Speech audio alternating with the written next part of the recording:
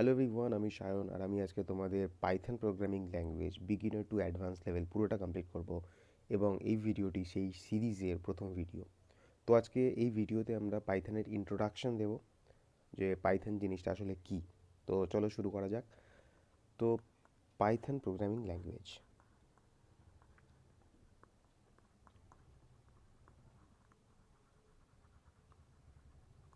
Python programming language.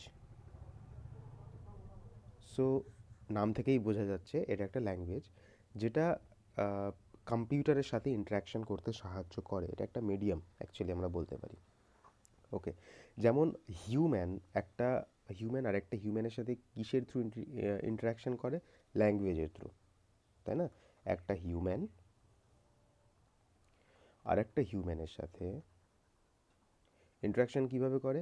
ল্যাঙ্গুয়েজের through interaction করে, right? এরা ল্যাঙ্গুয়েজের through interaction করে। সিমিলারলি একটা কম্পিউটারকে যদি আমরা কোনো ইনস্ট্রাকশন দিতে চাই কোনো পার্টিকুলার কাজের জন্য, ইনস্ট্রাকশন দিতে চাই, তার জন্য আমরা কিসের থ্রু দেব? প্রোগ্রামিং ল্যাঙ্গুয়েজের থ্রু। ওকে, তো আমাদের প্রোগ্রামিং ল্যাঙ্গুয়েজ কী কাজে লাগে? কম্পিউটারকে ইনস্ট্রাকশন দিতে কাজে লাগে। যেমনটা আমরা জানি কম্পিউটার একটা ডাম্প মেশিন, ঠিক আছে? আমরা ছোটোবেলায় থেকে পড়ে আসছি কম্পিউটার একটা ডাম্প মেশিন, একে প্রত্যেকটা টাস্কের জন্য প্রপার ইনস্ট্রাকশন দিতে হয়, রাইট? প্রপার ইনস্ট্রাকশন দিলে তবেই সে পার্টিকুলার একটা কাজ ঠিকঠাকভাবে করে দিতে পারবে। ওকে, এবং সেই কাজের জন্য আমাদের কি হেল্প করে? Programming language. এখন এই প্রোগ্রামিং ল্যাঙ্গুয়েজ অনেক ধরনের হয়। High level programming language, low level programming language, assembly level programming language. তার মধ্যে আমরা যেটা পড়ছি এখন পাইথন, এটা হলো high level programming language.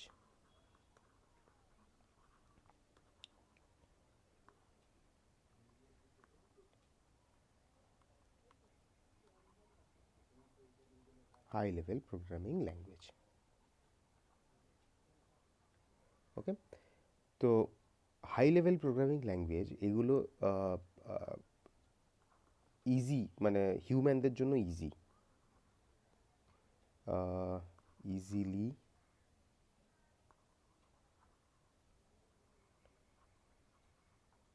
Understandable by humans.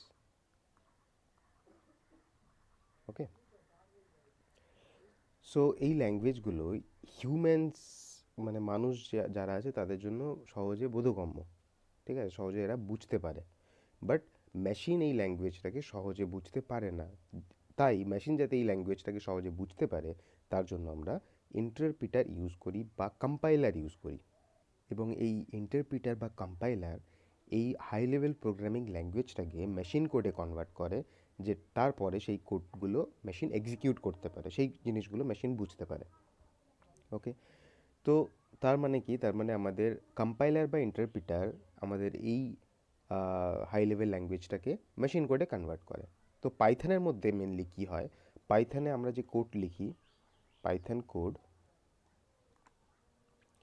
এটা পাইথন মেনলি ইন্টারপ্রিটার ইউজ করে, ঠিক আছে? ইন্টারপ্রিটার ইউজ করে। ইন্টারপ্রিটার পাইথন কোডকে মেনলি বাইট কোডে কনভার্ট করে।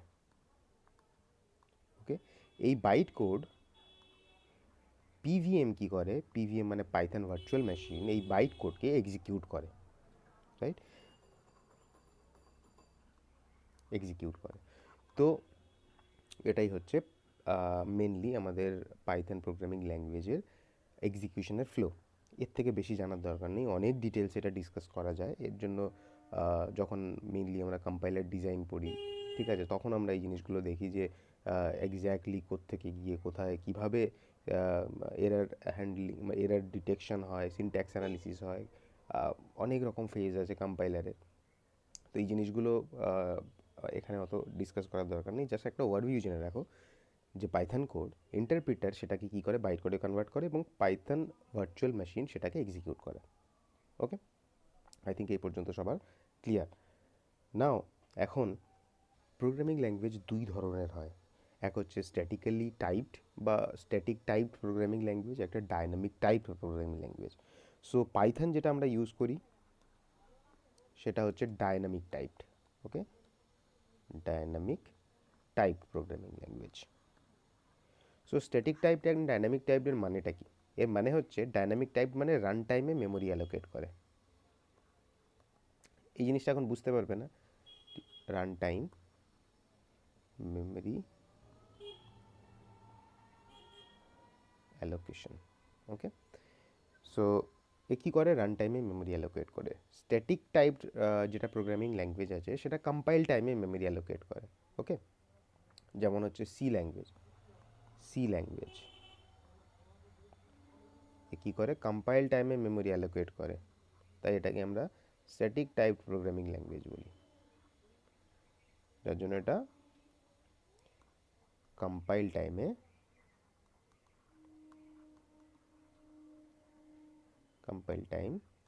মেমোরি অ্যালোকেশন, এটা কম্পাইল টাইমে মেমোরি অ্যালোকেট করে। তো এটার মধ্যে বেসিক ডিফারেন্স হয় যে এখানে আমাদের ডেটা টাইপ ডিক্লেয়ার করতে হয় না, রান টাইমে অটোমেটিক জানে, ভ্যালুর উপরে ডিপেন্ড করেও নিজে থেকেই ডেটা টাইপ ডিক্লেয়ার করে দেয়। পাইথনের মধ্যে যেটা হয় আর কি, ভ্যালু যেরকম হয় তার উপর ডিপেন্ড করে ও নিজে থেকে ডেটা টাইপ ডিক্লেয়ার করে দেয়। কিন্তু স্ট্যাটিক টাইপটা সেটা হয় না। স্ট্যাটিক টাইপে আগে তোমাকে ডেটা টাইপ ডিক্লেয়ার করতে হবে, যে আমরা স্ট্রিং নেব নাকি ফ্লোট নেব। এই জিনিসগুলো এখন বুঝতে প্রবলেম হবে আমি জানি, যাদের আগে থেকে নলেজ আছে তারা বুঝতে পারছে হয়তো কিছুটা, যাদের এটাতে বুঝতে প্রবলেম হচ্ছে স্ট্যাটিক টাইপ এবং ডাইনামিক টাইপ, আমি জানি এটা বুঝতে প্রবলেম হবে, যারা একদম বিগিনার আছো। এই টপিকটাতে আমরা আবার পরে ব্যাক করবো। ওয়ান্স আমাদের এই ডেটা টাইপের কনসেপ্টটা যদি ক্লিয়ার হয়ে যায়, যখন ক্লিয়ার হবে নেক্সট ভিডিওগুলোতে, সেই সময় আমি এই টপিকে আবার ব্যাক করব। ওকে, তো এটা নিয়ে বেশি মাথা ঘামানোর কোনো প্রয়োজন নেই। নেক্সট আমাদের টপিক হচ্ছে প্রোগ্রামিং প্যারাডাইম। ওকে, প্রোগ্রামিং প্যারাডাইম। প্রোগ্রামিং প্যারাডাইম আমাদেরকে এইটুকু বলে আমাদের প্রোগ্রামের মানে স্ট্রাকচার কীরকম হবে। ওকে, যেমন এক হতে পারে প্রসিডিউরাল।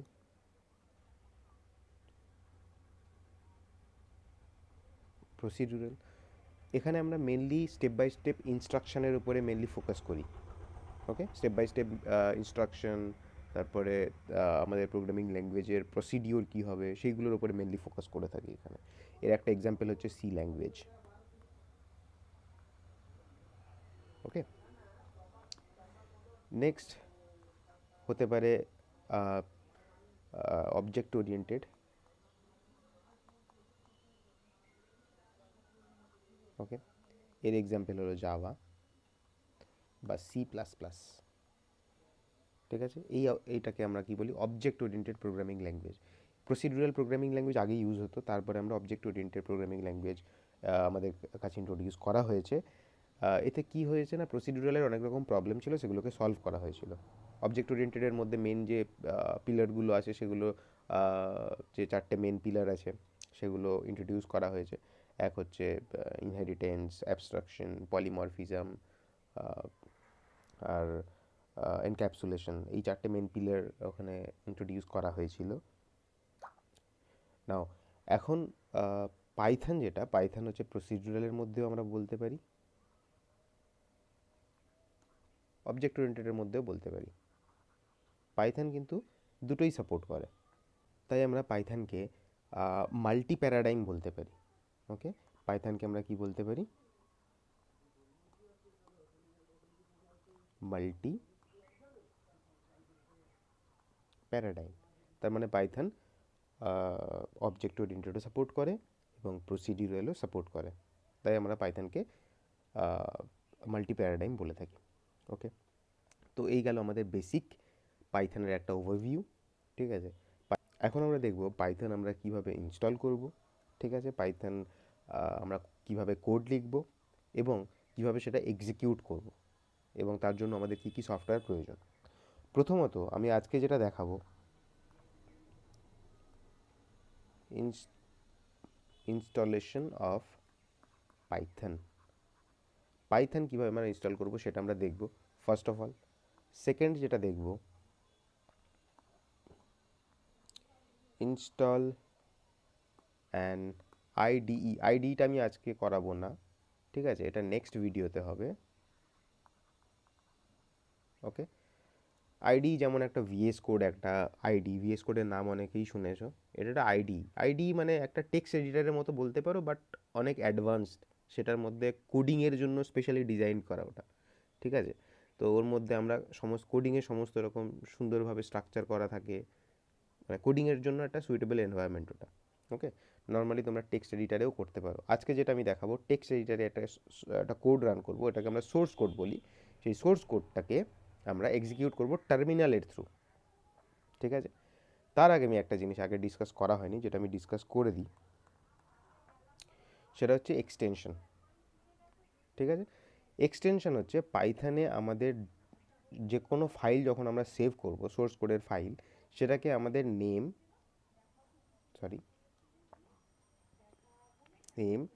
ডট, এই ডট পাই, এই এক্সটেনশনটা পিওয়াই, এই এক্সটেনশনটা দিতেই হবে। এই এক্সটেনশন যদি না দিই তাহলে আমাদের কম্পিউটার বুঝতে পারবে না যে এটা পাইথনের প্রোগ্রাম বা পাইথনের সোর্স কোড এর মধ্যে আছে, ঠিক আছে। তো আমাদের পাইথনের সমস্ত ফাইল যেগুলো থাকবে তাদের সবারই ডট পিওয়াই ফাইল এক্সটেনশন দিতে হবে, তবেই কম্পিউটার বুঝবে এটা পাইথনের সোর্স কোড এর মধ্যে আছে। ওকে, নেক্সট আইডি তো আমরা পরে পরে দেখছি। তারপরে আমরা এখানে টেক্সট এডিটারে আজকে যেটা করব, টেক্সট এডিটারে একটা পাইথনের কোড লিখব, যেটা আমরা আইডিতে নর্মালি পরে করব, সেটা আমরা এখন টেক্সট এডিটারে করব। ওকে, করার পর সেটাকে আমরা এক্সিকিউট করব, সরি, এক্সিকিউট ভিআর টার্মিনাল। ওকে, সো আমরা টেক্সট এডিটারে একটা কোড লিখব এবং সেটা আমরা টার্মিনাল থেকে রান করাবো। তো চলো দেখে নেওয়া যাক কীভাবে আমরা ইনস্টল করব পাইথনকে। ওকে, পাইথন ইনস্টল করার জন্য নতুন ট্যাবে চলে আসবে, সেখানে লিখবে python.org। তোমার ব্রাউজারে গিয়ে এটা টাইপ করবে, এন্টার করবে, তার সাথে সাথে এই পেজটা ওপেন হবে। সেখানে দেখতে পাবে লেটেস্ট ভার্সন আছে এখন পাইথন 3.14.2। ক্লিক করলে এটার উপরে, একটু নিচে স্ক্রল করলে দেখলে এখানে এখানে ফাইলসের মধ্যে পেয়ে যাবে Windows download Python install manager. Click করলে, করার পর এটা ইনস্টল ম্যানেজার, তো ডাউনলোড ইনস্টলার ক্লিক করলে ডাউনলোড হতে শুরু করলো।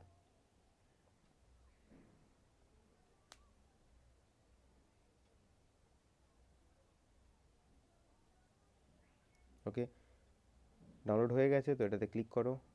ক্লিক করার সাথে সাথে এখানে ডাউনলোড ইনস্টল করার অপশান দেবে, তো ইনস্টল পাইথনে আমরা ক্লিক করলাম। ওকে, এখানে আমাদের জিজ্ঞেস করছে ইনস্টল সি পাইথন নাও, তো এটাতে আমরা ইয়েস করব।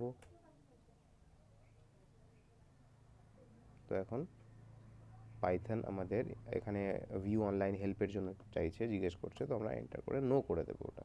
ওকে, তো আমাদের পাইথন ইনস্টল হয়ে গেছে। এটাকে চেক করার জন্য আমরা যেটা করতে পারি, সিএমডি ওপেন করব এবং এখানে লিখব পাইথন মাইনাস মাইনাস ভার্সন। ওকে, এন্টার। তো এটার সাথে সাথেই যদি আমাদের পাইথন 3.14.2 এইভাবে চলে আসে, তাহলে পাইথন সাকসেসফুলি তোমাদের কম্পিউটার ইনস্টল হয়েছে। আর যদি না আসে, যদি এরকম আসে পাইথন নট ফাউন্ড বা পাইথন নট রেকগনাইজড, এরকম সামথিং কিছু আসে, তাহলে ভাববে পাইথন ইনস্টল হয়নি, রাইট। সেটাকে প্রপারলি করতে হবে, যেভাবে দেখালাম এইভাবে প্রপারলি করতে পারো। অথবা তোমরা